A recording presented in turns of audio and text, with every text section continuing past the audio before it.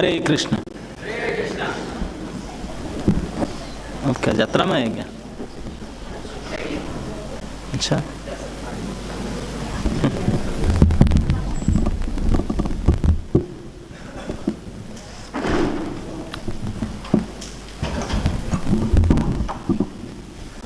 श्री राधा माधव की दरबार में अब जितने भी उनके सेवक सेविका वृंद है, आप सभी के दर्शन और संग लाभ के लिए हरे कृष्ण। हरे कृष्ण। हरे कृष्णा हरे कृष्णा कृष्णा कृष्णा हरे हरे हरे राम राम राम हरे हरे। तो आज हमारा परम सौभाग्य है, श्रीमद् भागवतम कथा में हमको श्रवण करने के लिए सुअवसर प्राप्त हो रहा है परम पूज्य भक्ति आश्रय वैष्णव स्वामी महाराज जी के माध्यम से। तो महाराज जी का और गाजियाबाद के सभी भक्तों का पुनः एक बार हम स्वागत करते हैं पारंपरिक ढंग से 3 बार हरे हरि बोल बोलकर। हरि बोल हरि बोल हरि बोल। हरे कृष्ण। थैंक यू महाराज।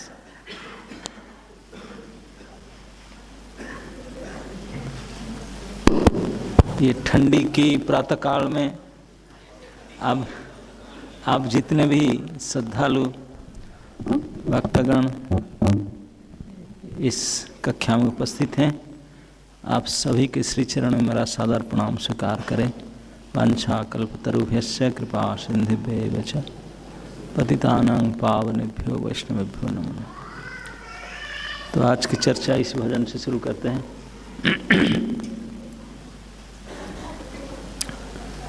तुम्ही सर्वेश्वरेश्वर ब्रजेंद्र कुमार।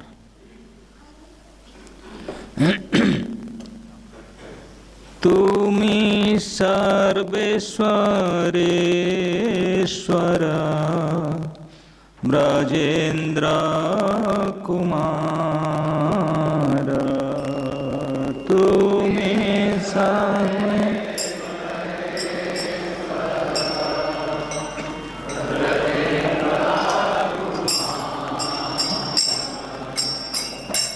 तुम्हारा इच्छाए विश्वे सृजन संहार। तुम्हारा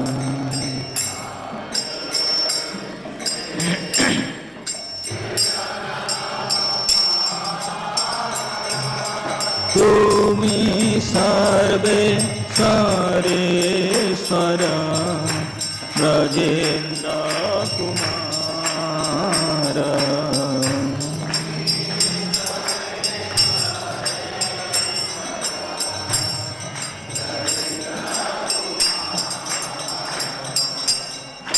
तब इच्छा मोते ब्रह्मा करे न सृजन।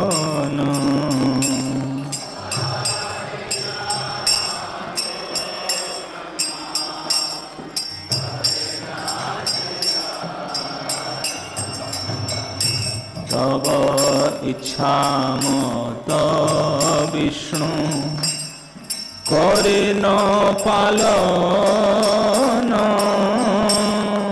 तब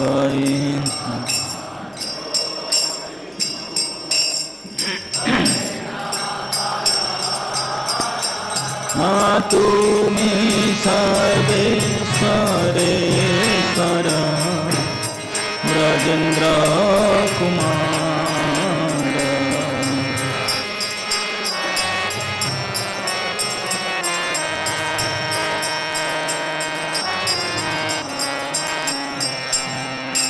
तब इच्छा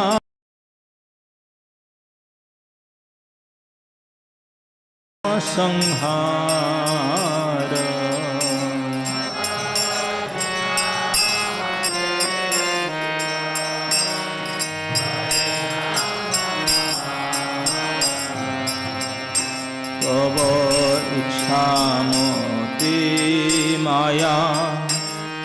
सृजे कारागार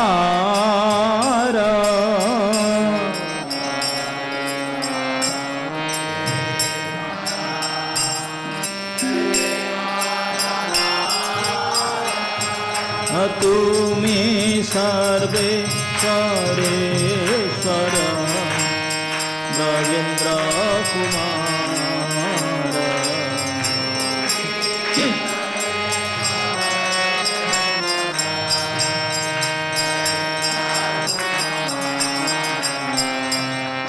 तब इच्छा मोते जीवे जन्म मरण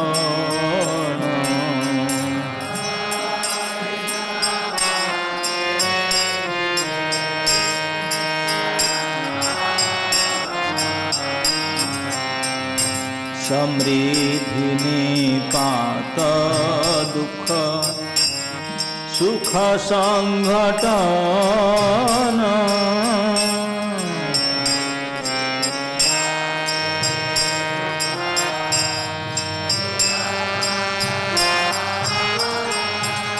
तुमी सर्वेश्वरेश्वर ब्रजेन्द्र कुमार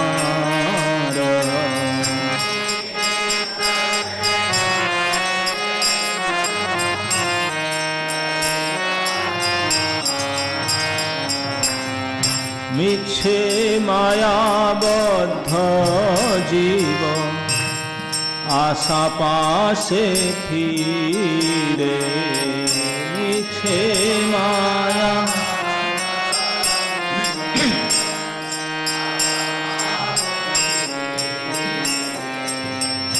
तब इच्छा बिना किछु करिते न पारे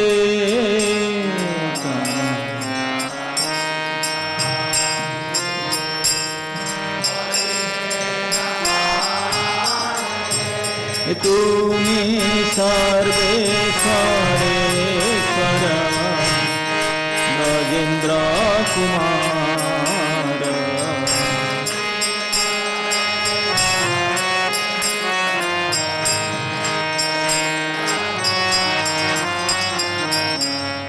तुमी तरक्षक आर पालक आमार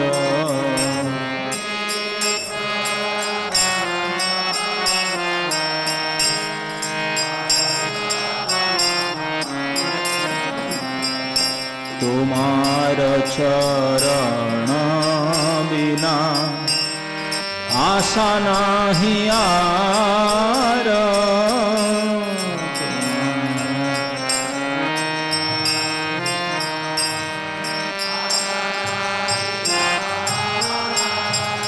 तुमी सर्वेश्वरेश्वर ब्रजेन्द्र कुमार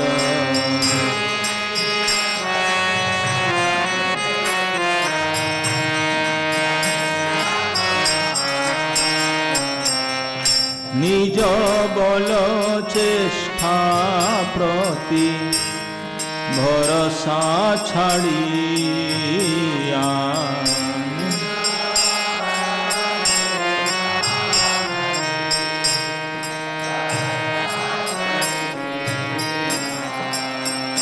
तुमार इच्छाए अछि निर्भर करिया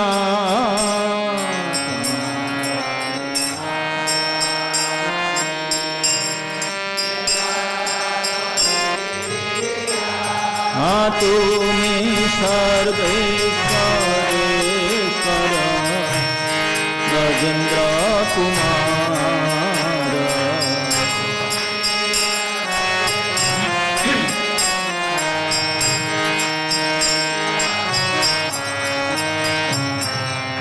भक्ति विनोदति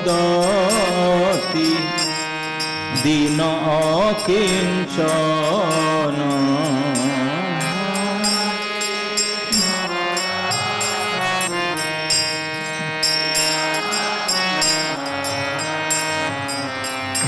तोमार इच्छाए तार जीवन मरण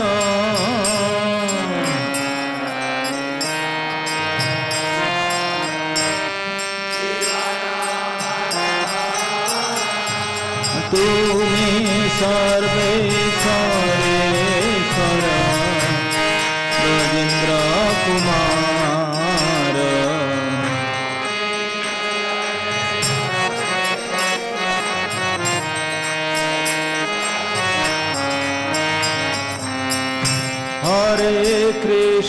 हरे कृष्ण कृष्ण कृष्ण हरे हरे हरे राम राम राम हरे हरे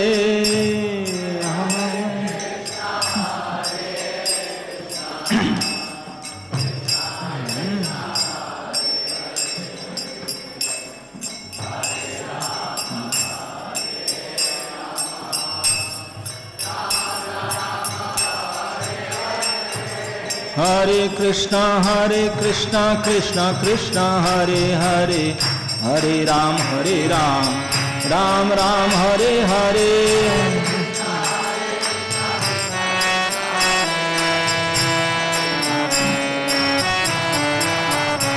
जय राधा माधव राधा माधव राधे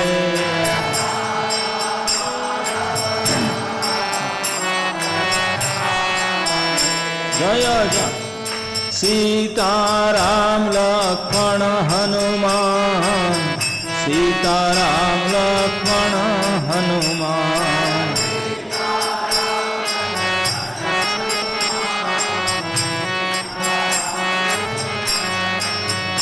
निताई गौर हरि बोल हरि बोल हरि बोल हरि बोल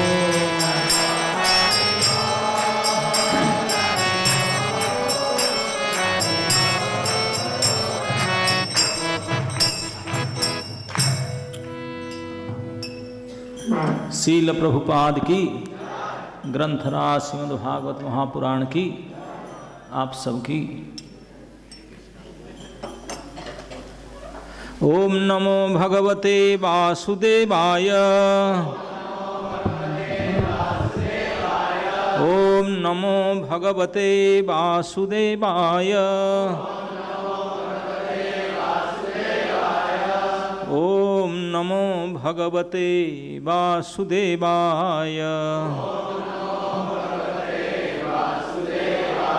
नारायणं नमस्कृत्य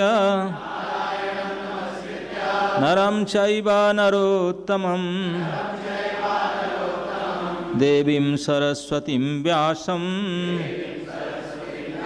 ततो जयम् उदीरये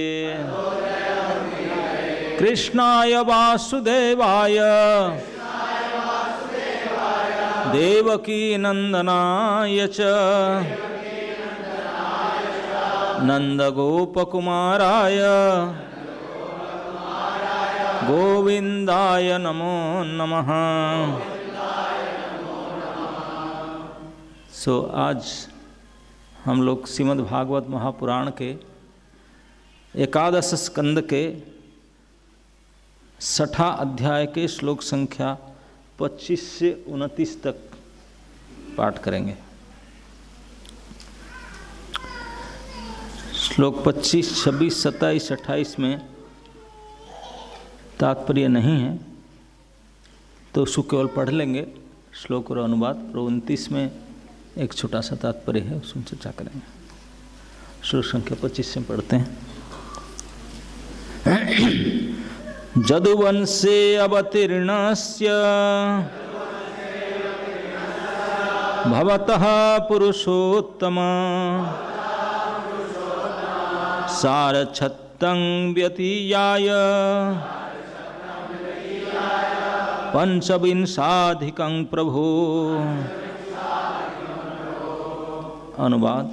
हे पूर्ण पुरुषोत्तम भगवान, हे प्रभु, आप जदुकुल में अवतरित हुए हैं और अपने भक्तों के साथ आपने 125 शरद ऋतुएं बिताई हैं। 125 साल मतलब 25 शरद बिताए। 26-27 अधुना ते खिलाधार देव कार्य विशेषितम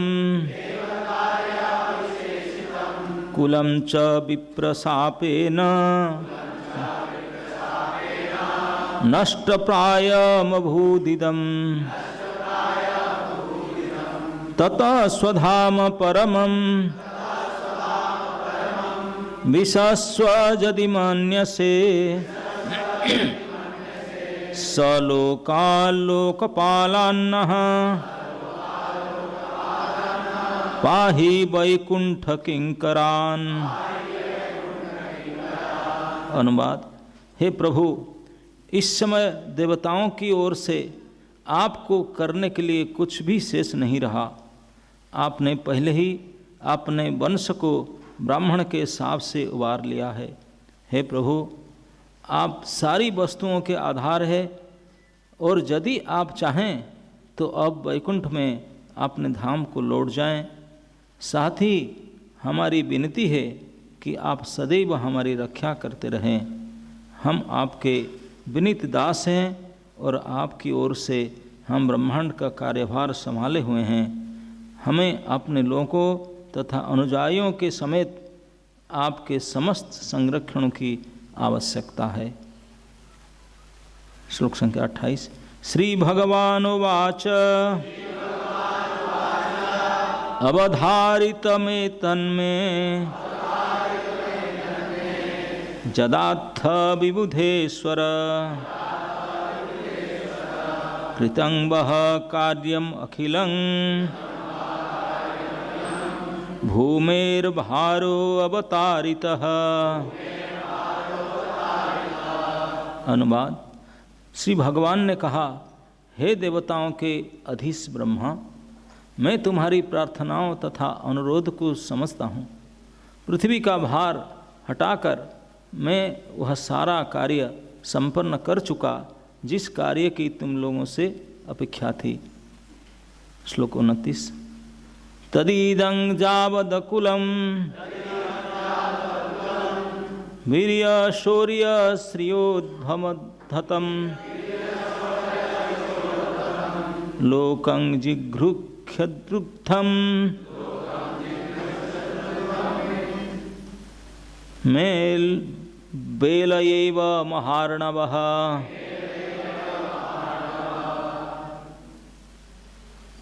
तत्इदम शब्दार्थ। तत्इदम इसी, जादवकुलम जदुवंश, वीर्यम उनके शक्ति, शौर्यम साहस, श्रिया तथा ऐश्वर्य, उद्धतम प्रवर्धित, लोकम सारा जगत, जिघृक्षत निगल जाने की धमकी देते हुए,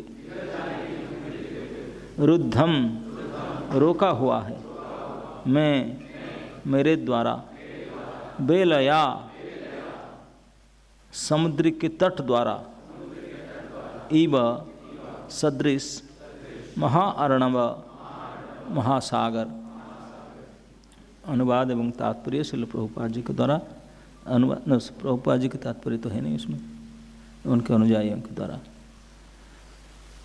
वही जादव कुल जिसमें मैं प्रकट हुआ, ऐश्वर्य में विशेष रूप से अपनी शारीरिक बल तथा साहस में इस हद तक बढ़ गया कि वे सारे जगत को ही निगल जाना चाहते हैं। इसलिए मैंने उन्हें रोक दिया है जिस तरह तट महासागर को रोक रहता है। तात्पर्य, जदुवंश के वीर पुरुष इतने शक्तिशाली थे कि देवता तक उन्हें रोक नहीं सकते थे। जदुओं का उत्साह घातक युद्धों में विजय पाने के कारण अत्यधिक बढ़ चुका था और उनका वध नहीं किया जा सकता था। वे अपने शौर्य के कारण सारे संसार में अपना राज्य स्थापित करना चाहते थे, इसलिए भगवान ने उन्हें रोका और पृथ्वी से उन्हें हटा लिया। हरे कृष्ण। नमो विष्णुपादाय कृष्ण पृष्ठाय भूतले श्रीमते भक्ति वेदांत स्वामिनिति नामिने नमस्ते सरस्वती देवे गौरवाणी प्रचारिणे निर्विशेष शून्यवादी पश्चात देशतारिणे। जय श्री कृष्ण चैतन्य प्रभु नित्यानंद श्री अद्वैत गदाधर शिवासादि गौर भक्तवृंद। हरे कृष्णा कृष्णा कृष्णा हरे हरे, हरे राम राम राम हरे।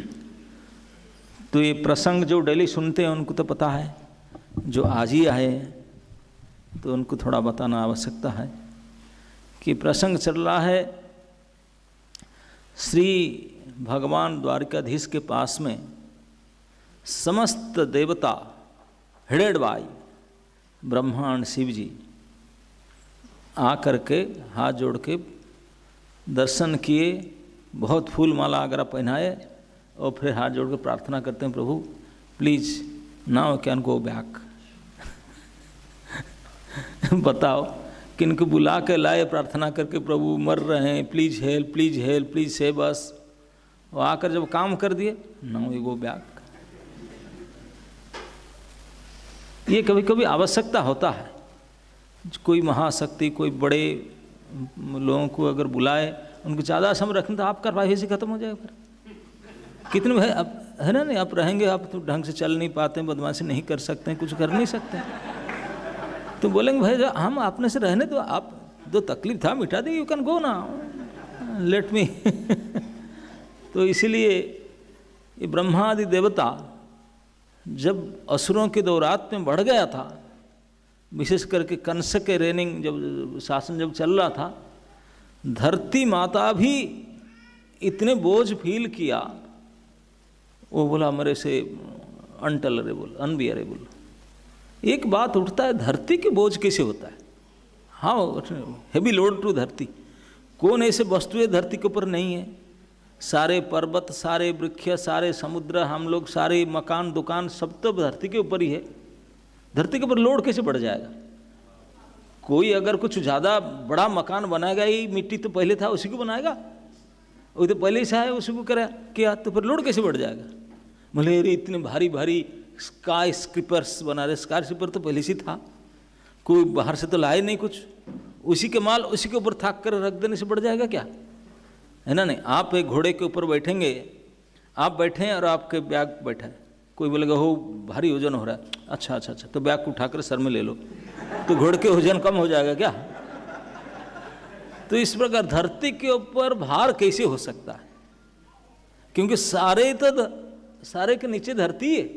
तो भूभार अवतारणाय, भू के भार होता क्या है भाई?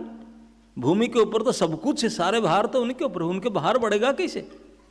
जितने असुर जन्म नहीं हुए थे तभी से जन्म हुए, तभी से बूढ़ा होकर मरे, तभी से मर गए, तभी भी सारे समान तो भूमि के ऊपर ही रहता है, और भार कैसे बढ़ेगा उनका? ये समझने की बात है। भार ऐसे बढ़ता जैसे हम लोग है, अपना वजन किसी का 70 किलो 80 किलो 60 किलो कितने भी है, अब इतने हैं आपके, सारे नख से सिक तक सारे इतने हाइट वेट है आपका। लेकिन अगर आपके एक हाथ पैरालाइज हो जाए, काम ना करे, तो आप क्या महसूस करेंगे? ये हाथ मेरे लिए भार है, ये मेरे लिए भार है, मेरी बात नहीं मानता, ये भार हो जाता। परिवार में भी कोई लड़का अगर अपना ही बेटा या बेटी हो, अगर बात नहीं माने, बदमाशी कर, तो क्या बोलते हैं? अरे क्या करूं, टेंशन आ गया, बोझा हो गया हमारे सर का, वही भार। तो धरती के ऊपर भी, धरती में रहने वाले जितने सारे जीव हैं, धरती माता चाहती हैं कि मैं आपको स्थान देता हूँ रहने के लिए, खाने के लिए। सारे अनाज कोई साइंटिस्ट नहीं देते हैं, फैक्ट्री से प्रोड्यूस नहीं होता अनाज, धरती देती है। बोले मैं सारे देता हूँ क्योंकि मेरे पति को गुणगान करे। वो नहीं करते हैं, बदमाशी करते हैं, खूब सैन्य शक्ति बढ़ा करके अपने दर्प दिखाते हैं, तो धरती माता में बोझ बढ़ता है, जिससे हमारे ऊपर जैसे अकर्मण्यता, इस प्रकार से धरती में भूभार होता है। तो उसको उतारने के लिए धरती देवी गए देव सभा में, ब्रह्मा आदि को प्रार्थना की। अब संहार करने का डिपार्टमेंट शिव जी का है, लेकिन शिव जी बोले मेरे बस की बात नहीं, थैंक यू। तो ब्रह्मा, शिव और सारे देवता भूमि देवी को साथ में लेकर के क्षीर सागर गए। उनका पहुँच यहीं तक है। उनके ऑफिसर, उनके बॉस जो हैं कृषा विष्णु है, दे कैंट मूव फर्दर, उनका लिमिट यहीं तक है, उनके अथॉरिटी। तो क्षीर सागर में जाकर क्षीर सागर में प्रवेश करके और पुरुष सूक्त का पाठ किए। पुरुष सूक्त का पाठ किए, आशा था कि सार का दर्शन होगा और हमारा काम कर देंगे। खूब पुरुष सूक्त पाठ किए, कोई आए नहीं, पता नहीं। ब्रह्मा जी के फोन में वॉइस मैसेज आया, डायरेक्ट कॉल नहीं की, वॉइस मैसेज आया। तो ब्रह्मा जी ने पिप किया, उठकर देखे क्या है, वॉइस मैसेज आया। सुने ब्रह्मा जी, सुन करके सब डिक्लेयर के बोले भैया हो गया, अब आएंगे नहीं, दर्शन तो नहीं होगा। अरे सारा हम आए थे देखने के लिए ना, आएंगे। वॉइस मैसेज आ गया। आने बोले क्या मैसेज आया, हमारा काम बनेगा कि नहीं? काम तो बनेगा, लेकिन विशेष बात है कि इसी बार हमारे सार नहीं आ रहे। नहीं, हम बुलाए थे ना, नहीं वो बुलाए थे, वो खबर भेजे हैं, वो नहीं आएंगे, मैसेज भेजे। उनके सार के सार के सार के सार के सार के सार जो हैं वो आएंगे, उनके साथ सारे अंडर जितने डिपार्टमेंट सब आएंगे, उनके साथ सब, है ना। नहीं, जैसे किसी को बाजार से कुछ सामान खरीदना था, जाकर ये लाया कि नहीं, ये लाया कि नहीं।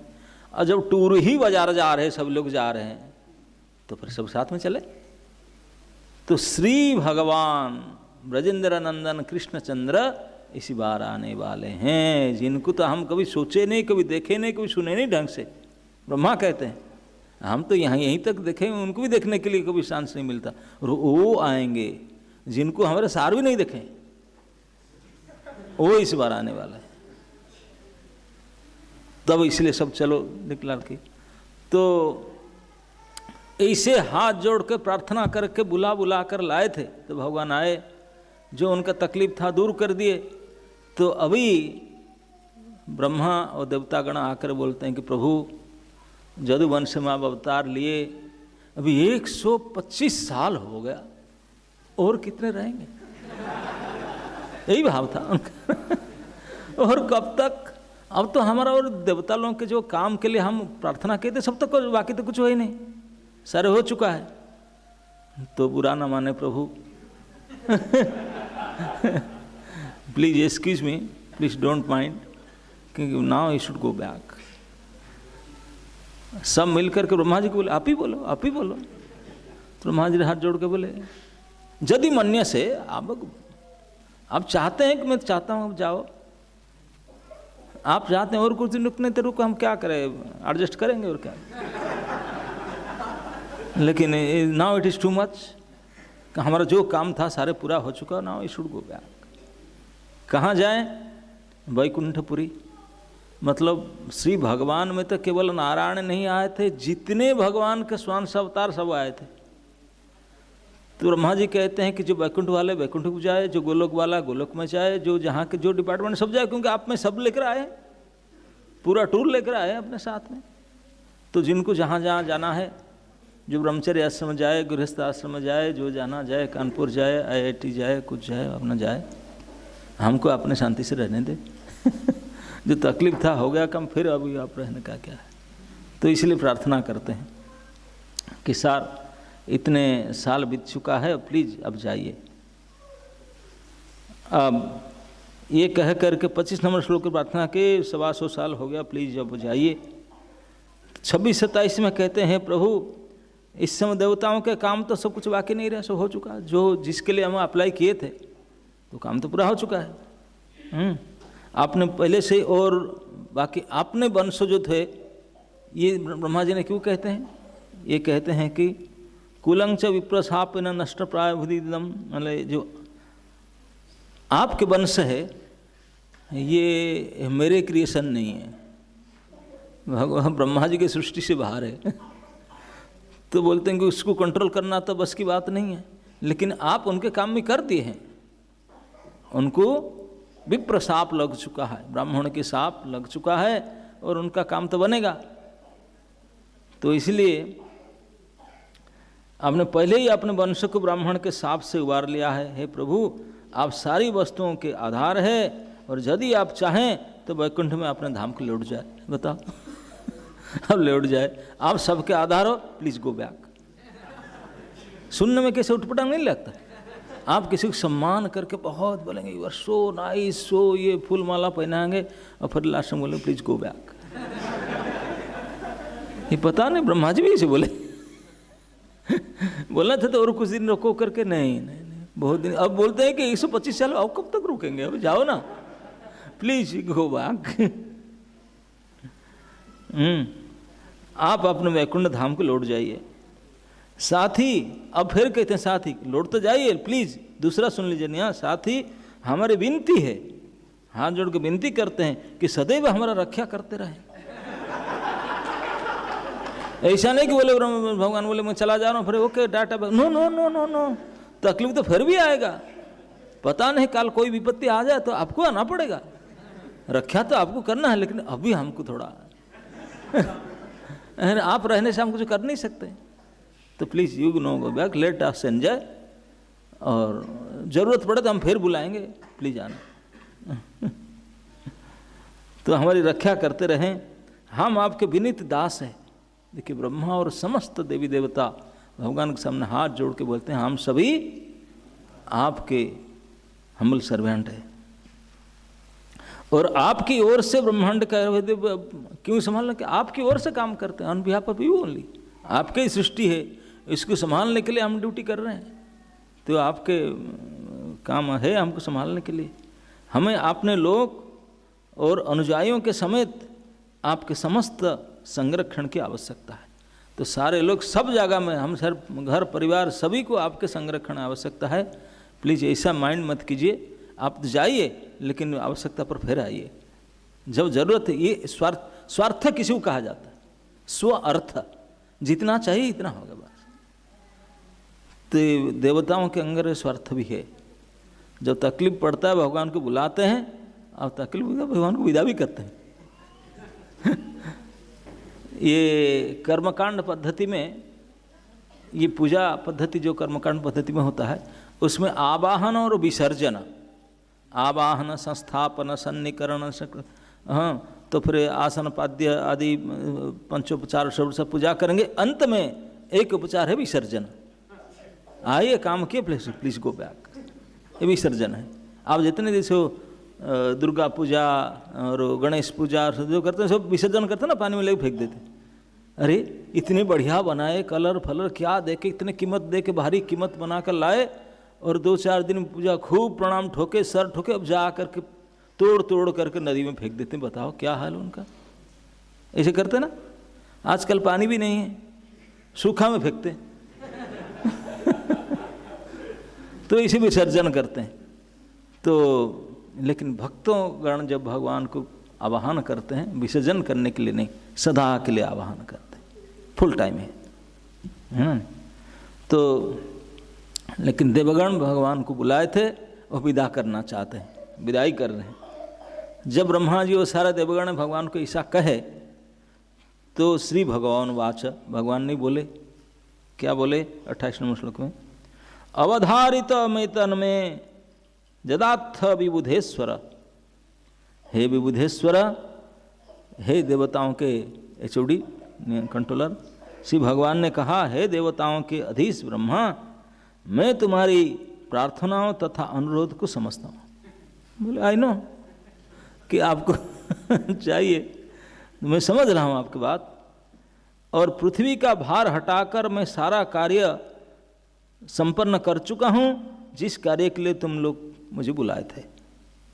मेरे से जो अपेक्षा कर रहे थे मैं अब तक कर चुका हूँ, जो मेरे से आशा किए थे मैं जो आकर करूँ, जो आपसे नहीं बन पा रहा था मैं तो कर चुका हूँ। भगवान ने खुल कर कहे, बोले आपका काम हो गया इसलिए मुझे भी रखना नहीं चाहते।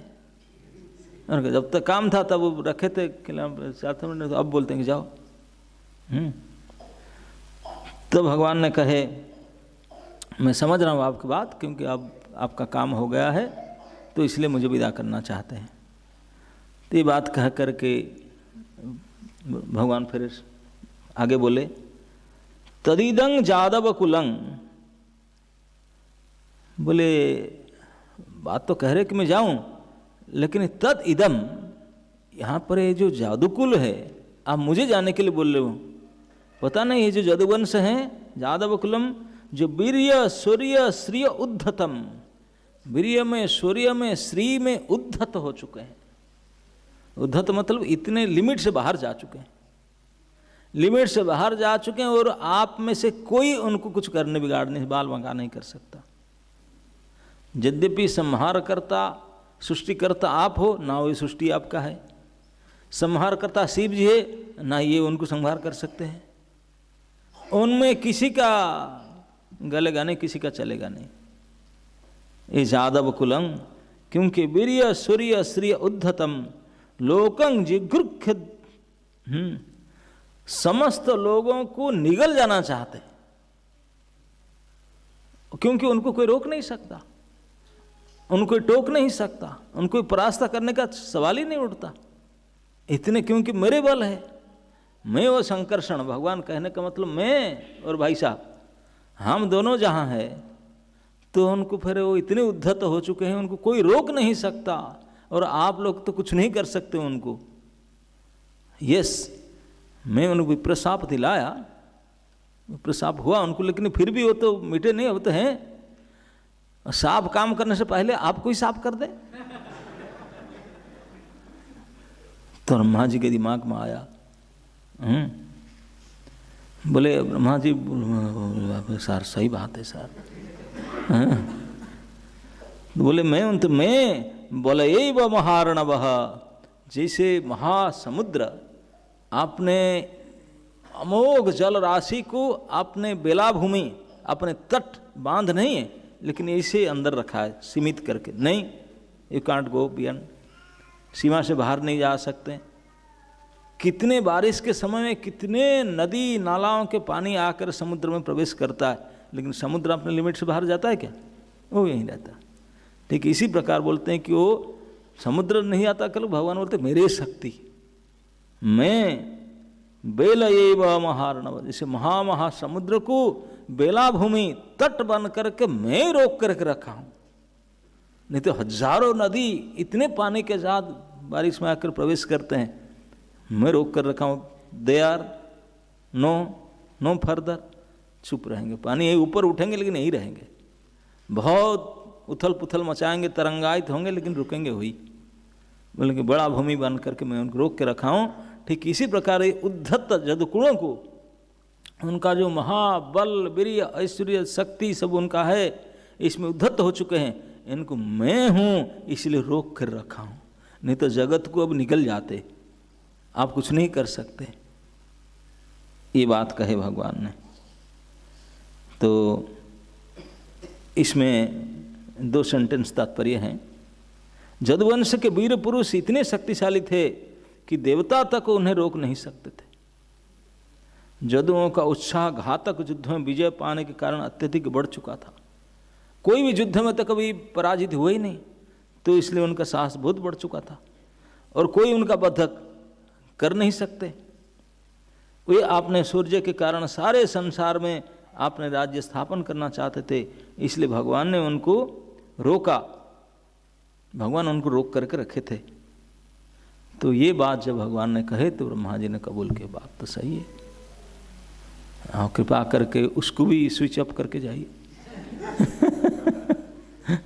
क्योंकि ये स्विच हमारे पास पता नहीं कहाँ है, आप ही आप कीजिए, आपका ही है वो लोग, ये तो हमारे सृष्टि है नहीं, हम कुछ कर नहीं सकते।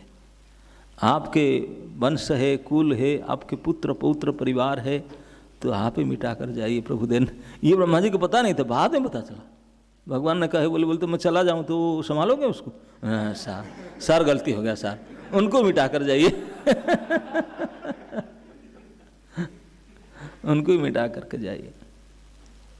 तो उसमें ब्रह्मा जी ने एक बात कहते हैं श्लोक संख्या 26 में, कुलंच विप्रशापेन, उनको नजर तो था क्योंकि पूरे संसार में सबसे बड़े उद्धत कुल, ऐश्वर्य वीर्य और श्रिय में सबसे टप में थे जदुकुल तभी समय में, द्वापर अंत में। तो उनको देखे तो बोले लेकिन वो तो मिट जाएगा क्योंकि विप्र साप हुआ। बोले विप्र का साप भी काम नहीं करेगा, मैं हूं ना, कुछ काम नहीं करेगा, ना सांप ना बिच्छू कुछ काम नहीं करेगा जब तक मैं हूं कुछ नहीं काम करेगा। तो ये विप्र साप, भक्ति सिद्धांत सरस्वती प्रभुपाद कहते हैं भगवान ने सृष्टि की बनाते भी हैं और मिटाते भी हैं, वही करते हैं, और कौन करे। भागवत में अन्य जगह में लिखा है कि भगवान क्यों करते हैं। बोले भगवान का ये खेल है, वो खेलते हैं। जैसे बच्चा खेलने के लिए, कोई कोई बच्चे जाते हैं खेलने के लिए नदी के किनारे, तो रेत लेकर के पानी लेकर के गुड़िया बनाते हैं, घर बनाते हैं, क्या सब बनाते हैं। थोड़े घंटा 1.5 घंटा बनाएंगे, खेलेंगे, अपने दिखाएंगे, सजाएंगे, फिर मन करेगा खेल खत्म होगा, सब तोड़ ताड़ कर उनके ऊपर पेशाब करके चले जाएंगे। वही करते हैं और क्या करें तो ये स्वभाव बच्चे में आया कहाँ से? उन्हीं से आया, वही ठाकुर जी है, उनका भी ये स्वभाव है, इसीलिए सब कैरी फॉरवर्ड हो रहा है। तो बनाते हैं, अकेले रहते हैं, मन नहीं लगता, नहीं अनेक बनाओ। तो एक बहुश्याम, बहुत बनने के लिए इतने बड़े, ये तो हम लोग कानपुर की तरह नाप छुप नहीं सकते हैं। ये केवल भारतवर्ष नहीं, पृथ्वी तो एक 14वां हिस्सा है ब्रह्मांड का। ब्रह्मांड में 14 लोक होता है, 14 फ्लोर बिल्डिंग, हम 7 फ्लोर में हैं।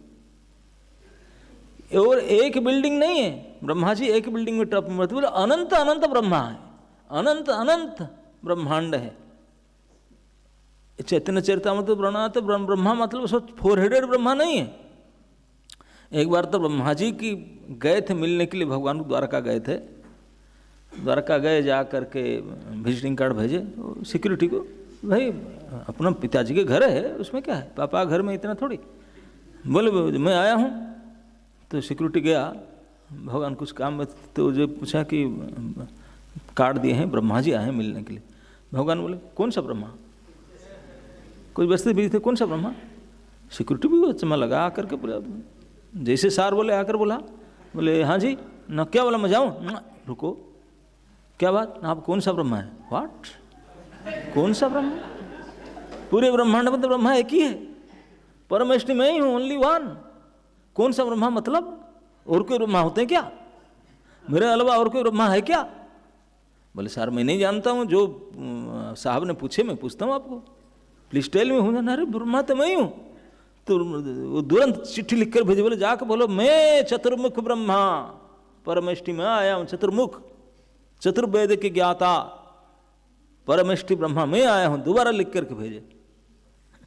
तो सिक्योरिटी फिर गया, बोला सार वो बोलते हैं कि यही ब्रह्मा है, चतुर्मुख ब्रह्मा। बोले आने दो उनको। तो सिक्योरिटी बोला सर जाइए। ब्रह्मा जी बोला देखा गलती में इसे बोल दी होंगे, अरे ब्रह्मा तो मैं एक ही हूँ। तो ब्रह्मा जी गए, जैसे एंट्री किए भक्ति वेदांत हॉल में, एंट्री करते ही नजर पड़ा, देखा कि पापा तो बैठे हुए हैं अपने सीट पर और ब्रह्मा जी के लाइन लगा हुआ है। 4 हेड वाले नहीं है, 8, 16, 32, 64 डबल डबल होते जा रहे हैं। इतने ज्यादा सर वाले, हजारों हजारों सिर वाले ब्रह्मा, और लाइन में खड़े हैं। आखिर जब बड़े बहुत हेड वाले आके प्रणाम करते हैं, हाथ जोड़ते प्रार्थना करते जाते हैं, फिर दूसरे ब्रह्मा आते हैं। ये चतुर्मुख ब्रह्मा जैसे कोई सूर्य के सामने कोई कैंडल जला जैसे इसे दिखता है। उनको पीला पड़ गए ब्रह्मा जी, बोले हाय हाय, उनका जो टेम्पर था, गर्व था, सब मिटा गया, खत्म हो गया। बोले अरे, थर थर कांपने लगे। बोले मैं तो सोच रहा था I am the Brahma, I am the Brahma, the junior most. अरे इतने बड़े बड़े ब्रह्मा, बाप रे बाप, मैं तो कहीं का नहीं, मैं तो सोच रहा था मैं ही हूं सृष्टि में। ये ब्रह्मा जी को ही दर्शन हुआ था, सुने नहीं देखे भी। और लास्ट में उसको गए हाथ जोड़ते, ब्रह्मा जी बहुत डर डर के जाके प्रणाम किए। So what? ब्रह्मा जी बोले साहब इसकी में प्रचार मुझे नहीं पता था, मैं तो इसलिए बड़े गर्व से बाता कि और कोई ब्रह्मा, मैं चतुर्मुख ब्रह्मा हूँ। बोले अब तो नहीं बोलेंगे ना, साहब कान पकड़ता हूँ, नाक रगड़ता हूँ, और कभी ना यही सर। बोले तुम तो सबसे जूनियर मोस्ट हो, ये एक 14 फ्लोर बिल्डिंग तेरे लेकर बैठे हो। अरे कई हजारों लाखों श्री वाले ब्रह्मा और इतने बड़े बड़े ब्रह्मांड हैं उनके पास में, उनको ही मैं ही देखभाल कर रहा हूँ। ब्रह्मा जी का दिमाग आउट हो गया। जानंत एवं जानंत, ब्रह्मा जी घोषणा के बोले कोई बोले कि मैं जानता हूं, मैं जान लिया हूं, बोले ये बेवकूफ ऐसे बोले, भले बोले, मैं तो डिक्लेयर करता हूं मैं जीवन पर्यंत उनको जान नहीं सकता, कुछ ही उपाय करके जान नहीं सकता। कोई जाने पागल ऐसे बोल दिया जानता, तो क्या जानोगे भाई? मैं चतुर्मुख आकर करके पड़ा सेंसलेस होकर के, इतने वैभव संपन्न है, अचिंत्य शक्ति संपन्न। तो वो भगवान, तो ब्रह्मा आदि जब जा करके उनको प्रार्थना करते तो अपने कुल विप्र साप, क्योंकि ना ब्रह्मा के द्वारा सृष्ट है ना शिव के द्वारा मिटा जा सकते हैं, संहार नहीं हो सकते। तो उनके कुल को मिटाने के लिए जो सृष्टिकर्ता स्वयं अपने संकल्प से सृष्टि करते हैं, अपने संकल्प से संहार भी करते हैं, मिटाते हैं, वही करते हैं, ये सब बीच में बाकी वही करते हैं। तो अपने हिसाब से किए हैं। तो उनका वर्णन यद्यपि यहाँ पे बड़े केवल संक्षेप में कह दिया गया, बाकी अन्य पुराण में हरिवंश आदि में बड़े विशद वर्णन है। ये जदकुल को साप कैसे बोला, विप्र सापम इसमें लिखा गया, कुलम च विप्र सापेन, आपके कुल को विप्रों की साप लगा। विप्र मतलब ब्राह्मण ऋषिगण के साप लगा। सो कैसे? सुनना चाहेंगे? हरि बोल ना, हरि बोल।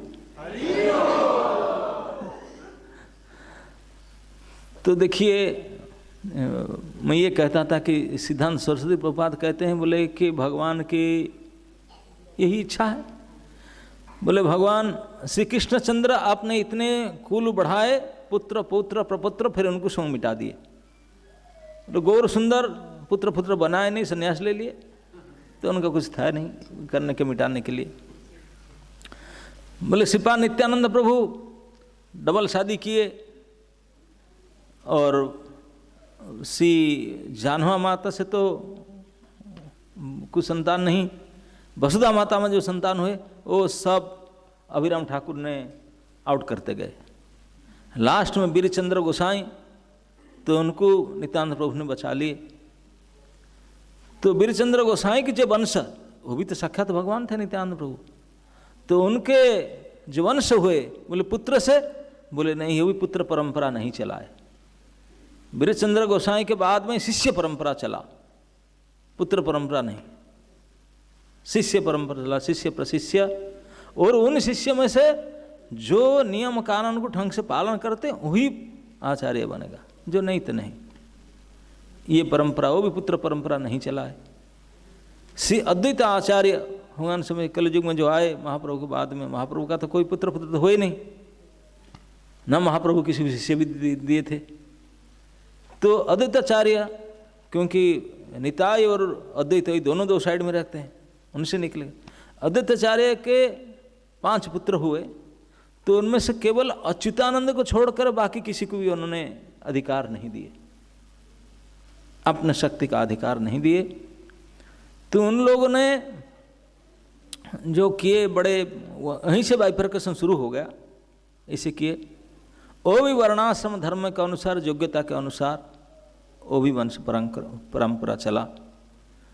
तो इस प्रकार परंपरा में हम देखते हैं, आप गौर लीला में पढ़ेंगे, एक समय श्री चैतन्य महाप्रभु शांतिपुर जाते समय ललितपुर करके एक गांव आता है, वहाँ एक गए गंगा किनारे, वहाँ एक दारी सन्यासी रहते थे, याद है आपका? तो उनके पास गए और उनसे वो वरदान दे रहे थे, अरे तुम यंग लड़के हो, सन्यास ले रहे, मैं वरदान देता हूँ। तो उनके वरदान को स्वीकार नहीं किए। एपिसोड अब जानते, मैं डिटेल नहीं बनाना चाहता हूँ।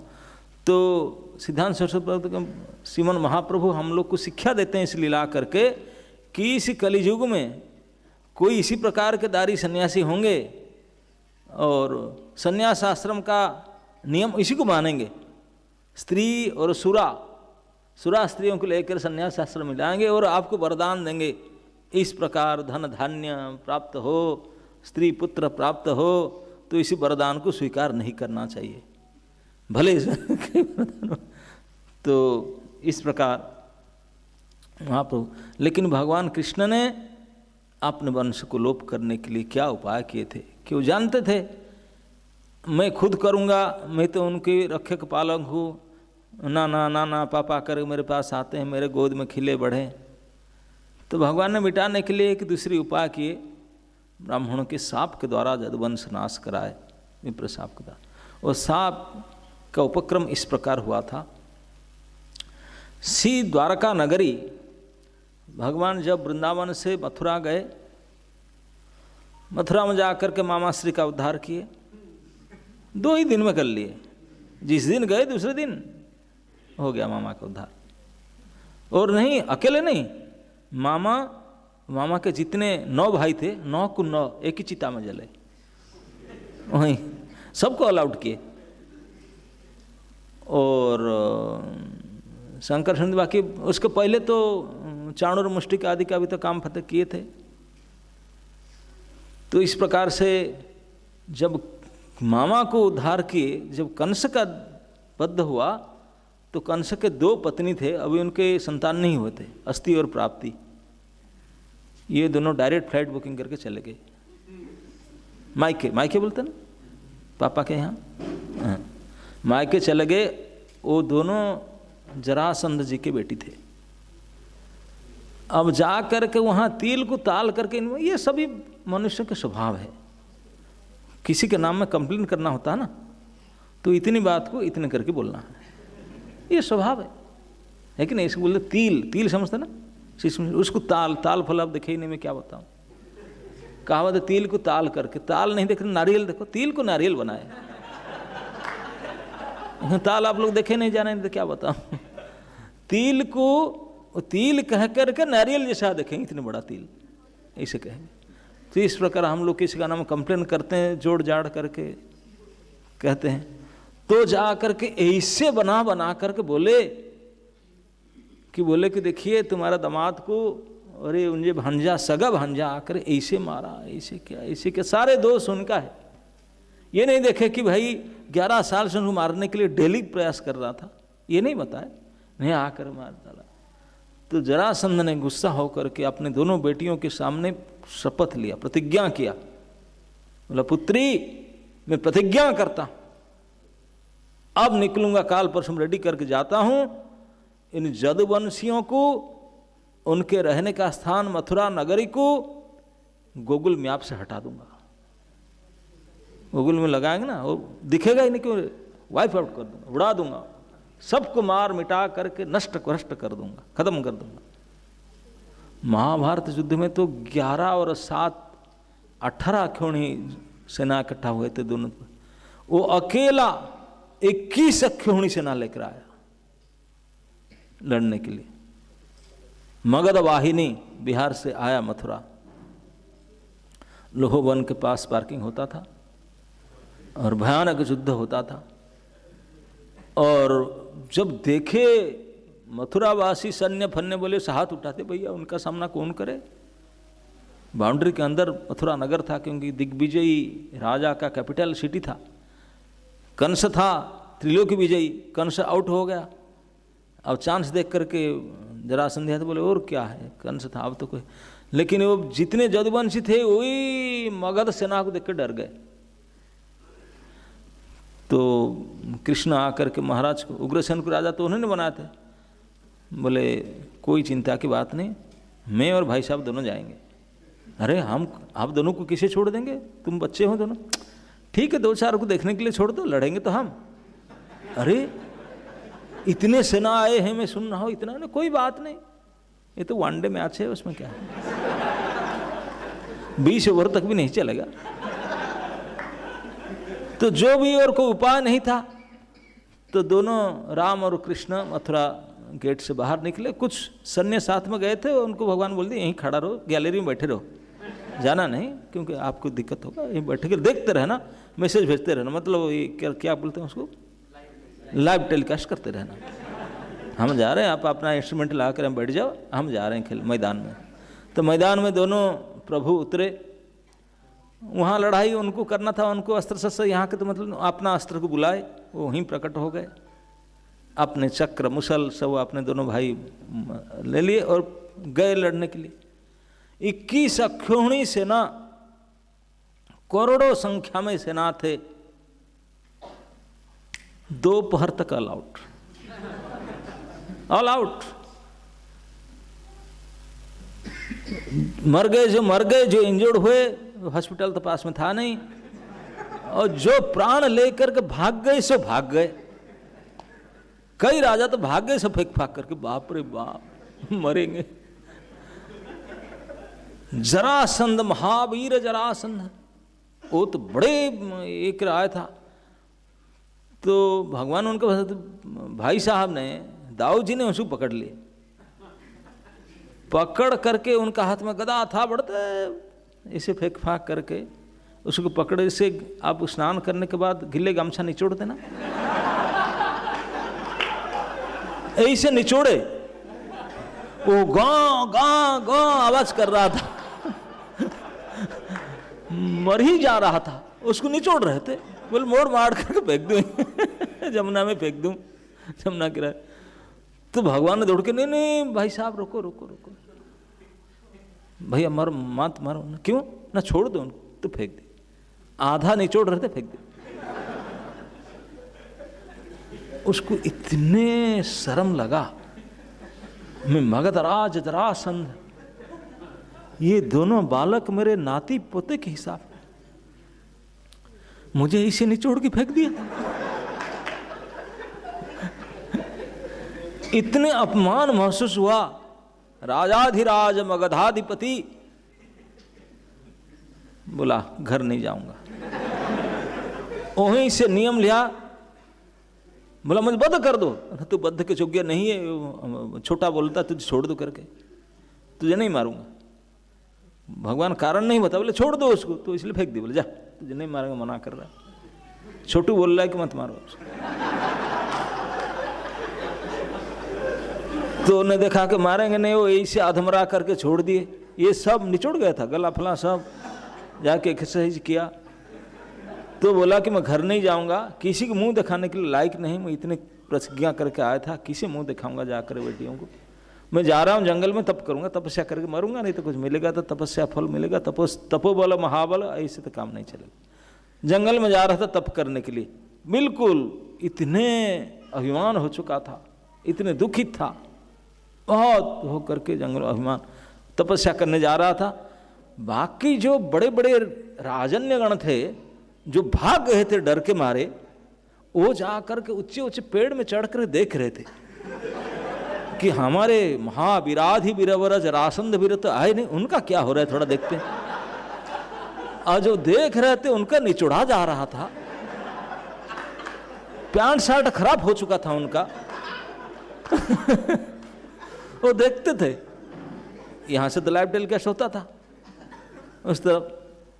अब जब देखे कि बड़े अभिमान होकर दुखी होकर के जंगल को चले जा रहे हैं तप करने के लिए, बोले अरे कितने बड़े महावीर हमारे नेताश्री हैं, वो इसे चले जाएंगे तो क्या होगा। तो और दौड़े। अब तो कृष्ण बलराम वापस से लगे मथुरा, तो दौड़े, दौड़ कर जाकर उनके सामने बोले, रोके, उनको प्रणाम किए, बोले कैसे हो सकते हैं ना, मैं मुंह दिखाने के लायक ना। आप लोग नहीं गए घर में ना, हम देख रहे थे, किसी को बोले तो नहीं है, नहीं सर हमारा नेटवर्क काम नहीं कर रहा था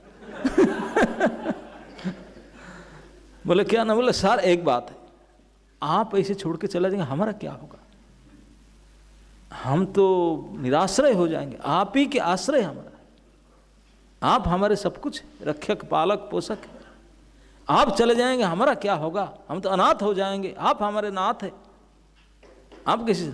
नारे दिखाने में कैसे हार गया ना। हे राजा जी, आप हजारों युद्ध कर चुके हैं, युद्ध में जीत और हार है तो ऐसे ही होता है, एक बार कोई हार जाए तो कोई जीत जाते, इसी के लेकर के इतने बड़े महिमा। इस बार हम आते समय में टाइम ठीक नहीं था, ढंग से पूजा नहीं किए, थोड़ा एस्ट्रोलॉजिकल चार्ट न देख करके आ गए, अनुकूल समझो निकले थे घर से ना, तो टाइम ठीक नहीं था, इसी वजह से थोड़ा गड़बड़ हो गया। ऐसा मतलब हमेशा ऐसा थोड़ी होगा, अगली बार पूजा करके निकलेंगे, और क्या देवी पूजा करके निकलेंगे, बलि चढ़ा करके निकलेंगे, ऐसे थोड़ी है, एक बार हो गया तो ऐसे थोड़ी। अब ऐसे चढ़ाए उनको, ऐसे पढ़ाए, ये बेशरम सब शर्म भरम छोड़ दिया, बोले चलो चलते, आप साथ में, हाँ चल, फिर चला। अब आ करके घर में सबको मीटिंग किया, बोला दोबारा रेडी कर चलेंगे, और 2 महीने के बाद फिर आया, फिर आए 21 कोणी इकट्ठे करके, वही हाल, वही 2 घंटे में अलाउट, और फिर निचोड़ने जा रहे थे कृष्ण आकर बोल भैया निचोड़ो मत, छोड़ो उनको। बलराम जी पूछे भाई क्यों दोबारा आया, तो भगवान ने बोले भैया ना क्या ना, हम दोनों का आया किस लिए, देवता ने हमको बुलाया भूभार अमर अवतारण करने के लिए ना, नहीं भूमि के भार हटाने के लिए आए थे ना, हाँ इस काम के लिए आए। बोले कहाँ ढूंढ ढूंढ कर इकट्ठा करेंगे माल मसला, ये सब एकजुट के जितने बदमाशों को ही करेगा इकट्ठा, होलसेल में इकट्ठा करके आएगा, हम बैठे बैठे काम निपटाएंगे। कहाँ जाएं, इस देश इसी देश कहाँ कहाँ सब दंत वक्र विदुर था, कहाँ हम कहीं नहीं जाएंगे, ये सबको इकट्ठा करके यहीं लाएगा और वहीं बैठे बैठे घर के सामने बस होम डिलीवरी करेगा इसे। शंकर बलराम जी बोले क्या बात है यार, very nice, well done, okay, मैं उसको मारूंगा नहीं, 2 थप्पड़ मार फेंक दो, हट नहीं हट यहाँ से जा। अब बताओ इतने बड़े वीर की अपमान कितने, फिर बोला इसे, फिर अभिमान करके ना इसी बार तो घर नहीं जाऊंगा, फिर आकर फिर चढ़ाएंगे, फिर गया। अच्छा 2 बार नहीं 17 टाइम्स, आप और हम होते तो हमारा भी बेशर्म होते हैं, लेकिन लिमिट होता है हमारा बेशरमपना का सीमा होता है, लेकिन हद कर दिए ये बड़े बड़े राजाधिराज 17 बार हार करके, गिर करके, निचोड़ करके, नाक पूछ उखाड़ करके फिर जाते थे, इकट्ठा करते थे। अब जब बिल्कुल मेटियामेट हो गया, 17 बार हो गया, 18 बार को फिर भगवान बोले अब हो गया, अब कोई है ही नहीं, अब साधु बच गए, असाधु होंगे सो का। तो इसी प्रकार से जब 18 बार जरासंध फिर आया, कालजवन को बुला करके लेकर आया, तो भगवान ने कालजवन को तो आउट किए और उनके साथ लड़े नहीं, क्योंकि इसी बार अच्छे भले आदमी को पकड़ कर लाया था। तो भगवान लड़े नहीं, युद्ध से भाग करके चले, जरा भाग गया भगोड़े, रण छोड़। भगवान रण छोड़े तभी भगवान है, रण छोड़ रहा है भगवान की। आओ जो गुजरात के जाते हैं डाकोर में पूजा होता है, रण छोड़ रहा है, रण को छोड़ करके भागने वाले भगवान की। हमारे भगवान अद्भुत है। एक हमारे भगवान है, पूरे महीना कार्तिक में हम उनको प्रणाम करते हैं, वो भी भगोड़े है। नमामीश्वरम सचिदानंद रूपम लसत्कुंडलम गोकुले भ्राजमानम। गोकुले भ्राजमानम, भ्राजमान मतलब भाग रहे थे। मैं उन ईश्वर को प्रणाम करता हूं जो गोकुल के गली में भाग रहे। मैं क्यों भाग रहे? जशोदा भी आलू उखल धावमानम, जशोदा मां की भय से उखल से कूद करके भागने वाले को प्रणाम करता हूं। अरे वो भय के मारे भाग रहे हैं, तुम क्यों प्रणाम करते ना? मुझे भय मेरा क्या करेंगे? वो भी जैसे हम भी ऐसे हम भी उन ईश्वर को प्रणाम करते हैं भय से बचने के लिए जो भय के मारे भाग रहे हैं। बताओ वो तुझे क्या लेकिन हम यही करते पूरे महीने। पूरे महीने भगवान रुदंतं मुहुर्नेत्र जुग्म मृजंतं, रोते ही जा रहे हैं मुहुर्मुहु। कराम्बोज जुग्म न सातंक नेत्रम, 2 हाथ से आंख मलमल करके ऐसे करके रो रहे हैं, और हम उसको प्रणाम करते जा रहे हैं, आरती उतारते जा रहे हैं। थोड़ा हेल्प करे भैया, ठाकुर जी क्या हो गया, क्यों रो रहे? नहीं नहीं नहीं नहीं, आप रोते रहो, बंधे रहो, हम आरती करेंगे। तो हमारे ठाकुर जी भी ऐसे हैं। तो रण छोड़ करके भाग गए, जा करके पहले से प्लान किए थे, आपको पता नहीं होगा भागवत तो एक लाइन में केवल कह दिया संक्षेप में सुखदेव जी ने। द्वारका नगरी बनाए थे कैसे? जब 18th वार आया तब भाई साहब से कंसल्ट किए, बोले अब यहाँ रहने के लायक नहीं, क्योंकि 17 बार करोड़ों संख्या में सैन्य, हाथी घोड़ा रथ रथी गिर के मर के पड़े हैं। उनके म्यूनसिपैलिटी था नहीं इतने उठाने वाले, इतने डेड बॉडी उठाए क्या करें? बोले यहाँ रहने के लायक है? और हजारों सैकड़ों डेड बॉडी के बीच में बोले यहाँ नहीं रहने के लायक, चेंज करते हैं, कैपिटल सिटी चेंज करेंगे। अरे घर परिवार भाई सब, गाय बछड़े सब है ना, गाड़ी घोड़ा सब ले जाएंगे। शाम को मीटिंग किए, शाम को फोन किए विश्वकर्मा को, बोले ना सार न मैं की सिटी दे, ना कहाँ समुद्र के बीच में करो। भगवान ने ऑर्डर किया समुद्र के एक टापू छोड़ दो बीच में, क्योंकि वे कहाँ बनाऊं, चारों तरफ खाई बनाऊं, ये बनी बनाई, बोले समुद्र के बीच में कर दूंगा, समुद्र पार के कोई जाएगा नहीं। तो द्वारका सिटी विद इन सी, समुद्र के बीच में भगवान ने बनाए भी थे ऐसा, समुद्र के बीच में समुद्र बोले एक जगह दे दो, ओ 100 योजन प्रांत के जगह दे दिया। तो इसमें विश्वकर्मा फोन को बोले बनाओ, रात लोग जाएंगे रहने के लिए, इसी रात में 2 घंटे में फिनिश करो। हम लोग तो ये कि बिल्डिंग बनाने के 2 साल में हो जाता, बड़े जल्दी हो गया। भगवान ने फोन किया, within 2 hours whole city was completed. Whole city 100 योजन, 1200 किलोमीटर लंबा, 1200 किलोमीटर चौड़ा, इतने बड़े सिटी। और क्या कारुकार्य था, क्या गेट था, क्या बिल्डिंग था, क्या था, इतनी जल्दी बनाए। म्यूनसिपैलिटी डिपार्टमेंट नहीं था सफाई करने के लिए, सफाई कर्मचारी एक पार्टी होता ना झाड़ू देने वाले, ये सब कोई पार्टी थे ही नहीं। झाड़ू कैसे होगा, सिटी क्लीन कैसे होगा? देवता लोग क्लीन करने जाते थे। अब पता है द्वारका में कोई क्लीनर नहीं होते थे। द्वारका सिटी में आप सुन लेना ढंग से, द्वारका सिटी में कोई म्यूनसिपैलिटी था नहीं, कोई क्लीनर नहीं थे। क्लीन करते थे देवता लोग को, फिर रात में नाइट ड्यूटी करते थे। दिन में उठने से पहले सब चकाचक साफ मिलेगा। गार्डनर भी नहीं थे, गार्डनिंग करते थे देवता, रात में छिप कर करते थे। टॉयलेट बाथरूम का जरूरत नहीं था, क्योंकि कोई जरूरत नहीं था उनका। और कोई दुकान, मार्केट, मॉल कुछ नहीं था। क्यों? कोई किसी को खरीदना ही नहीं था। खरीदना था ना, अरे कैसे चलते थे किसी को कई चीज। हम लोग तो दुकान बाजार के बिना जी नहीं सकते। दिन में अगर 1 हफ्ता में मार्केट ना जाए, गाड़ी ना चले, घर ना चले। लेकिन यहाँ कोई मार्केट, दुकान बाजार कुछ नहीं था, क्योंकि उसे कोई जरूरत नहीं था। क्यों? क्योंकि जहाँ हर वृक्ष कल्प वृक्ष था, हर गाय सुरभि कामधेनु थे, और जमीन ही चिंतामणि था, उसको जरूरत था। जो इच्छा करे, इच्छा करते ही पूर्ति होता था।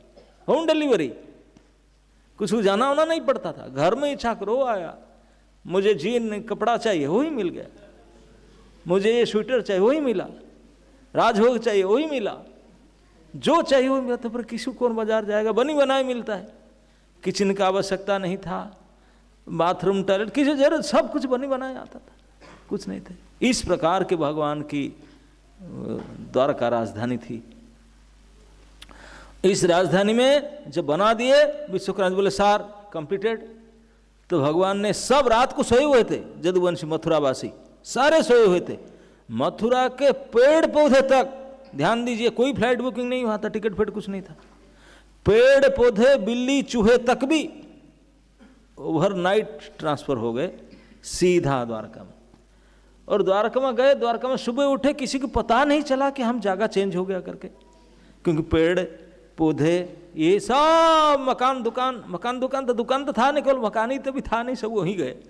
लेकिन ऐसे भगवान ने उनको विस्मृति कर देते हैं। भगवान के पास से पासवर्ड है, विस्मृति कराने से उसको मरवा देते हैं, बिल्कुल भूल जाते हैं क्या था क्या नहीं था, बिल्कुल खत्म कर देते हैं। फिर नया ऐसे कर दिए, किसी को पता नहीं चला हम ओवरनाइट ट्रांसफर हो गए, कैसे आया क्या, कोई पूछा भी नहीं, कोई चर्चा ही नहीं किया।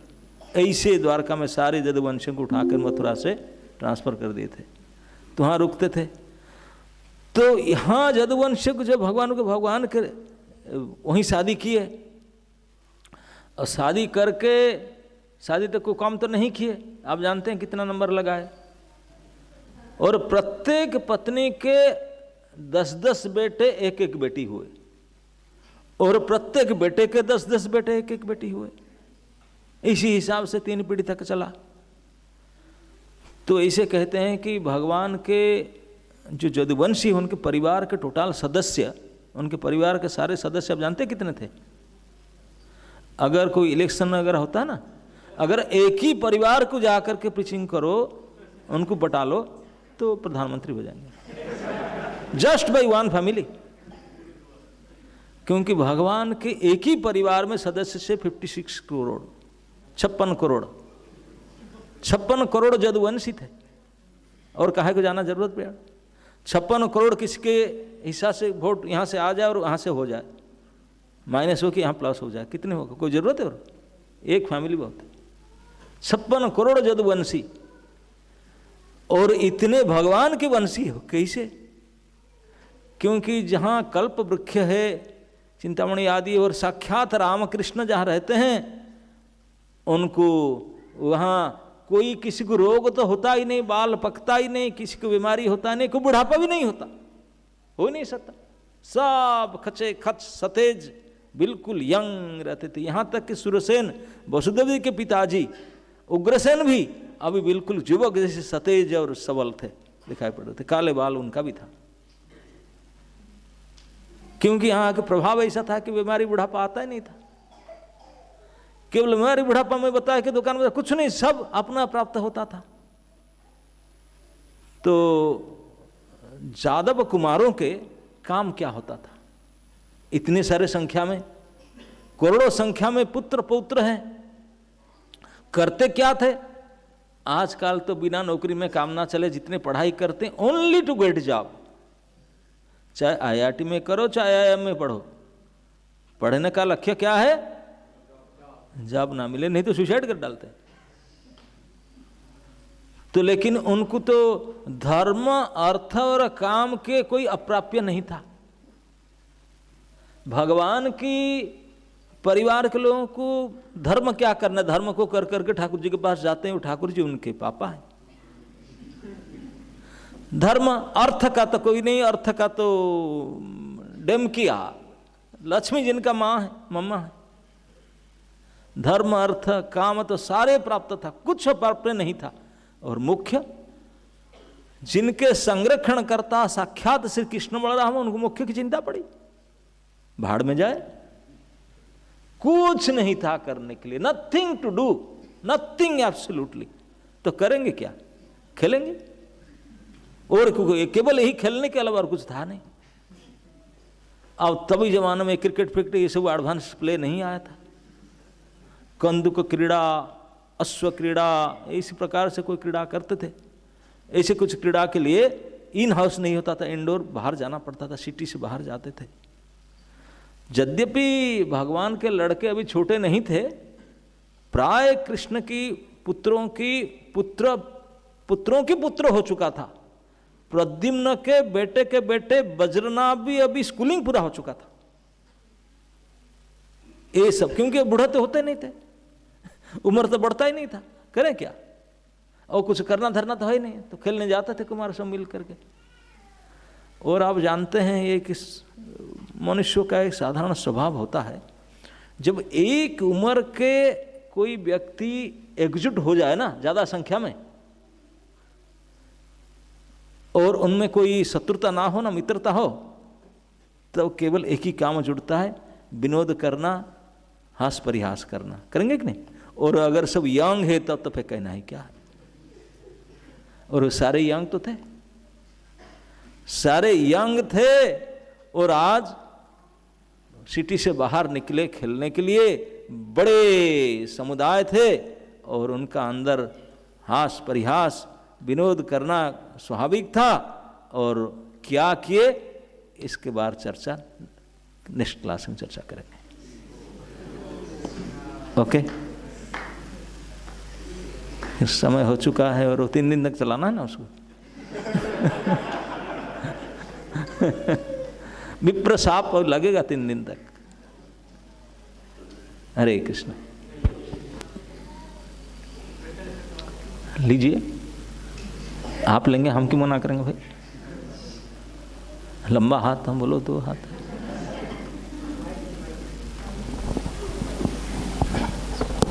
हरे कृष्णा महाराज जी, थैंक यू महाराज जी। आप एकदम प्रैक्टिकल करके, मतलब प्रैक्टिकली पूरा समझाते हैं, जो आज के समय में चल रहा है उसके एग्जाम्पल दे के समझाते हैं, बहुत अच्छे। महाराज जी, मेरा प्रश्न था कि जैसे आप बता रहे थे कि छोटा बच्चा नदी के किनारे या समुद्र के किनारे जाता है तो घड़ा बनाता है, गुड़िया बनाता है, फिर उसको तोड़ता है।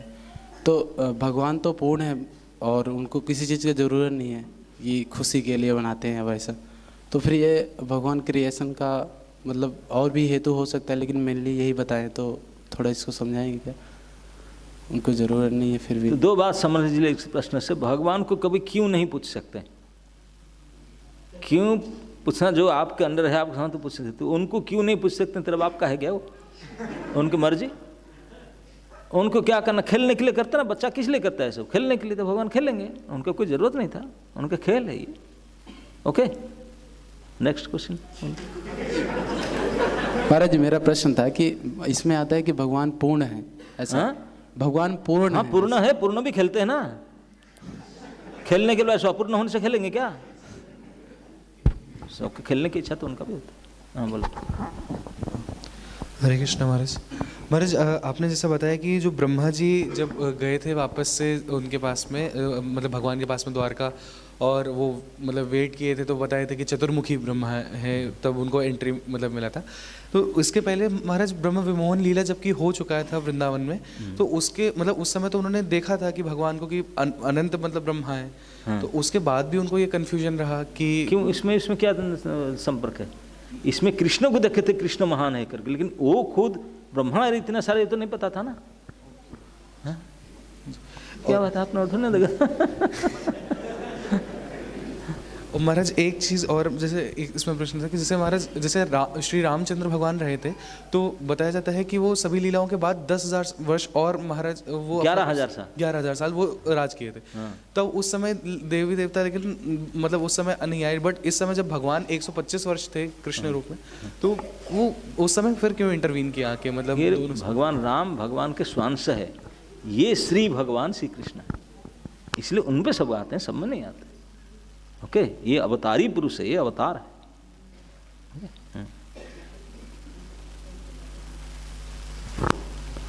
ओके, हाँ जी, और कोई है क्या हाथ उठाने वाले।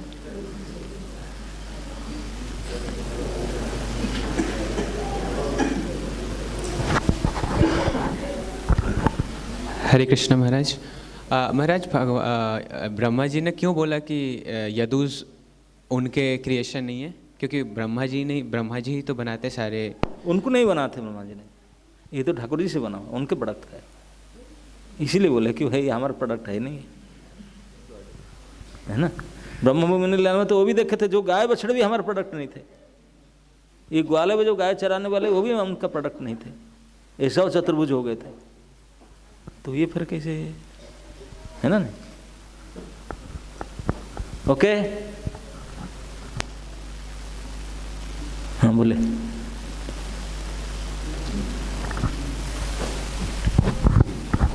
हरे कृष्ण महाराज जी। महाराज जी थैंक यू, आपने अच्छे से मैं कथा सुनाई। महाराज जी प्रश्न है कि जैसे आपने बताया था कि जब ब्रह्मा को गर्व हो गया था, तो कहीं ना कहीं हमें भी मतलब मुझे अपने ऊपर लेकर सोच रहा था कि मुझे हर छोटी बात पर गर्व हो जाता है। तो कैसे इस गर्व को हम कभी ना धारण करें और अपने हिसाब अपने को तुच्छ समझें, कैसे बार बार इस पर मेडिटेट करें, तो हाँ। बता दीजिए। अच्छा, वो पूछते हैं कि हमारे अंदर भी गर्व हो जाता है कि हम तो ब्रह्मा के संतान तो हैं, जो हमने था हमारे से यही दोष आया है, तो किससे बचेंगे? जैसे ब्रह्मा का वचन हुआ ऐसे बचेंगे। सुनो उसको। आप तो द्वारकाधीश को मिल नहीं सकते हैं, द्वारकाधीश से कथा ऐसे सुनने से लगा अरे हमारे नाना साहब ब्रह्मा जी के भी हाल हुआ था, अरे मैं क्या, तब आपका भी गर्व छूट जाएगा। इसलिए सुनो बार बार भगवान की गुणगाथा सुनो, गर्व सब चूरमंत्र हो जाएगा। हरे कृष्ण महाराज जी, थैंक यू महाराज जी इतने अच्छे लेक्चर के लिए। महाराज जी मेरा प्रश्न था कि जैसे ब्रह्मा जी जब विष्णु जी से मिलने आए या द्वारका में मिलने गए तो वो कंफ्यूज हो गए, ऐसे ही वो ब्रह्मा विमोहन लीला में कंफ्यूज हो गए, तो कितनी बार वो कंफ्यूज, मतलब ऐसा क्यों होता है, एक ही गलती बार बार करते? जब जब ठाकुर जी के पास आए कंफ्यूज हो, कितने बार के जितने बार आएंगे इतने बार होंगे, है कि नहीं? इससे हमको शिक्षा लेना चाहिए। जो ब्रह्मा जी भी इतने बार जब कंफ्यूज, तो हमको क्या, हम कौन से गोबर भी तो है नहीं, हमको ना जा करके यहीं कंफ्यूज होकर पड़े रहे, हम जाकर कंफ्यूज है ना। ठीक है महाराज जी, इसलिए अब सुनकर कंफ्यूज हो रहे जी महाराज जी। धन्यवाद महाराज जी, आपने बहुत सुंदर प्रवचन दिया। इसमें आपने जो शुरू में बताया कि ब्रह्मा जी प्रार्थना करने आए ताकि भगवान अब लीलाओं को क्या कहते हैं, यहाँ से लीलाएं अब उनकी हो चुकी हैं, तो आपने बताया कि जनरली हमारे अंदर प्रवृत्ति होती है कि कोई बड़ा आदमी आया तो हम बदमाशी नहीं कर पाएंगे, तो भी ऐसा मतलब ये हमारे साथ में, लेकिन वो तो शुद्ध भक्त हैं ब्रह्मा जी, तो उनके साथ ऐसा क्यों है कि वो चाह रहे हैं, वो तो कोई भी जैसे शुद्ध भक्त होते हैं तो चाहते हैं भगवान का हमेशा भगवान और भक्तों का संग रहे। ये तो हमारे अंदर की ये प्रवृत्तियाँ हैं, ये तो उनके ऊपर नहीं लागू होंगी ना महाराज जी? भगवान ब्रह्मा जी भी आपकी तरह ही है ना, नहीं थोड़ा बेटर है, लेकिन जब जहाँ पर आपका स्वाधीनता नहीं रहेगा, कितना समय टॉलरेट करोगे आप? आपको कुछ चले ना, तो ये सबसे भारी तपस्या है, उसको टॉलरेट नहीं कर पाओगे। तो इसलिए ब्रह्मा और सारे देवता थे, हमारा कुछ चलता ही नहीं यार, ठाकुर जी के कुछ नहीं चलता, तो इसलिए बोले कि सर अब तो हो गया काम, अब तो जाना चाहिए। एक कथा है, आप सुने होंगे, मैं नीति शास्त्र में पढ़ा हूँ, जो शादी करने के बाद जो एक दामाद होता है ना, बेटी को शादी कर दी, जो उनके दामाद होते हैं, उनको अगर उनके ससुराल में रहना पड़े, जहाँ पत्नी के घर में, तो पत्नी के घर में जाते हैं दामाद, तो पहले दिन तो विशेष स्वागत होता है, विशेष खान पान, क्या सम्मान होता है। दूसरे दिन भी होगा, तीसरे दिन के बाद में जो ट्रीटमेंट होता है, और जो ससुराल में जाते हैं उनको अभिज्ञता है, आपको नहीं है तो वो कहते हैं, नीति शास्त्र में कहा गया, अगर किसी को वास्तविक पनिशमेंट देना हो ना, डेथ सेंटेंस भी, मृत्यु दंड से भी और ज़्यादा घातक पनिशमेंट, उनको बोलना कि भाई आपका ससुराल में 1 साल रहो पत्नी के साथ, तो आपने आप मर जाएगा। इतने घातक होता है कि नहीं? ठीक इसी प्रकार क्यों अपना कुछ चलेगा नहीं महाराज जी, मतलब वही समझ नहीं पाया, मतलब ये हमारे अंदर भाव होता है, तो हम लोग क्या कहते हैं, समझने क्या आपके अंदर जो प्रवृत्ति, जो गुण आया, तो कहाँ से आया? वहीं से आया ना, परंपरा से। नहीं, वो तो मतलब शुद्ध भक्त हैं, मतलब तो उनको खुश रहते हैं मान के। शुद्ध भक्त होता तो फिर ब्रह्मा का पोस्ट में क्यों रहते हैं, है ना? नहीं,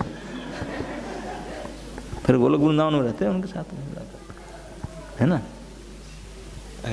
definitely much much better than us, लेकिन ऐसा मत सोचो कि अपने स्वाधीनता की इच्छा नहीं हो।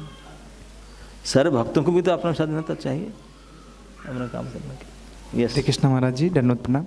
महाराज जी, मेरा प्रश्न ये है, जो यदु राजकुमार थे, आपने जैसा बताया कि उनको मोक्ष या धन की कोई कामना नहीं थी, तो जैसे जो भगवान के धाम जाता है, भगवान की सेवा करने की उसका सदा इच्छा रहता है, तो वो खेल रहे थे महाराज, थोड़ा उसके बारे में। तो उनके पापा ताऊ है, तो उनको कौन सा सेवा करना जरूरत है? सेवा क्या कमी थे यहाँ? आप उनका नहीं है तो सेवा करोगे जाकर, वो तो उनके घर का, वो बोलेंगे बेटा तो क्या हो गया भाई, क्यों आया, है कि नहीं?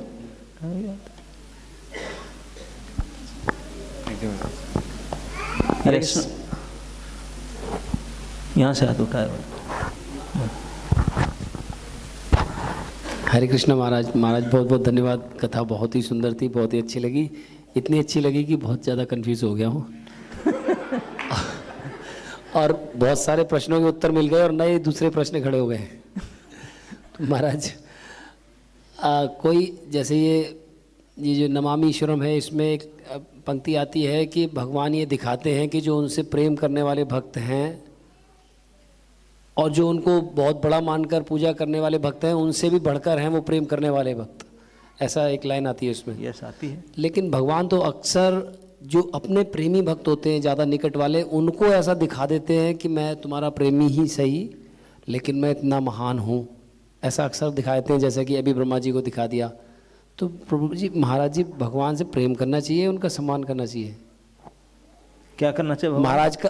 भगवान का सम्मान करना चाहिए या उनसे प्रेम करना चाहिए? दोनों ही करना चाहिए। ये दोनों एक ही चीज़ है क्या, सम्मान और प्रेम? नहीं, एक ही चीज़ नहीं है। किसी को प्रेम भी करना समय प्रेम भी करो, सम्मान भी करो। किसी को सम्मान कोई करता है, प्रेम नहीं करता क्या? किस सम्मान प्रेम के बिना नहीं हो सकता। ज़्यादा सम्मान करने से फिर प्रेम प्रकट होगा। ये भी एक प्रकार सम्मान है। जैसे माता पिता ने अपने बच्चों को प्रेम करते हैं तो क्या सम्मान नहीं करते हैं? ओके।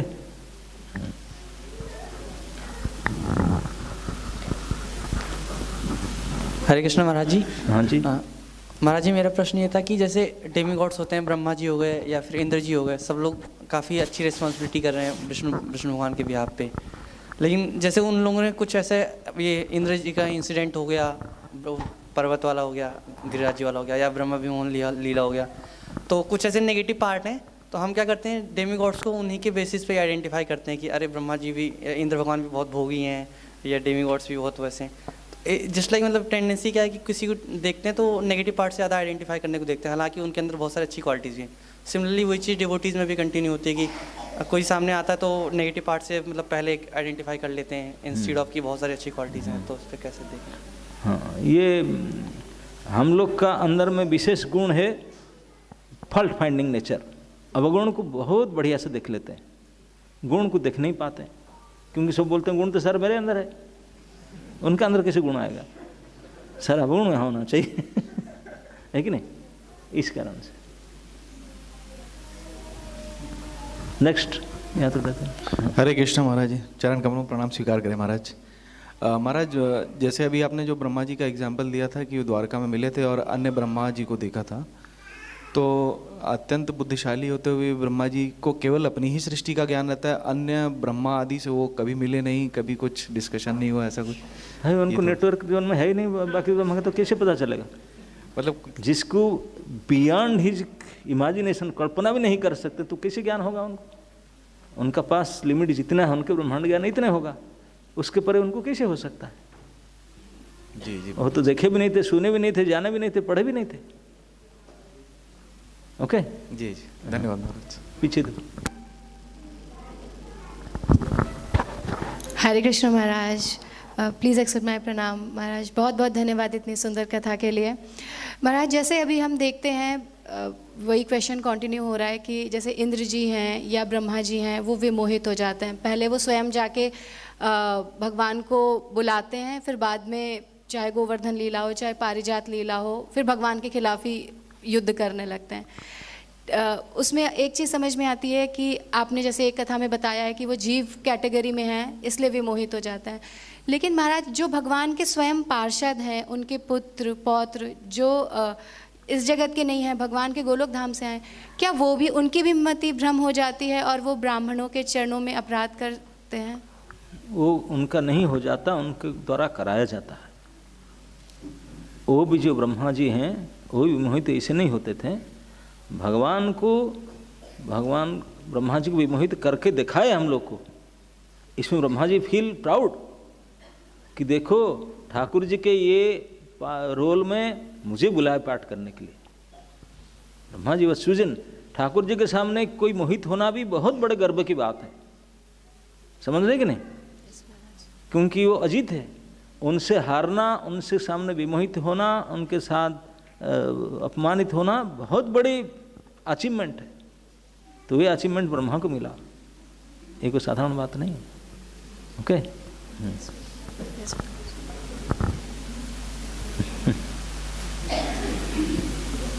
Okay, that's it.